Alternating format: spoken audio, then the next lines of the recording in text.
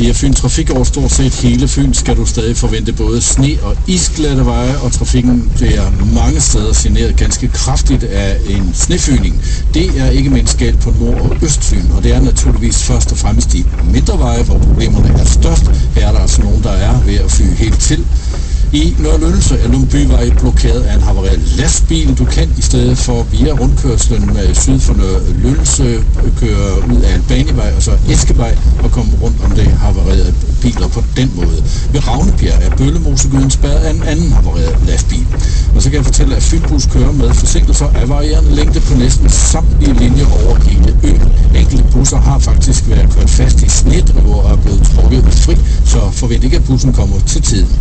Og Svendborgbanen kører så en særkøreplan resten af dagen med et tog i timen forud mod Svendborg i minuttal 31, fra Svendborg i minuttal 20, og de tog standser så ikke mellem Ringe og Odense. På den strækning skal du tage det lokalt, så du kan køre som normalt ifølge køreplanen.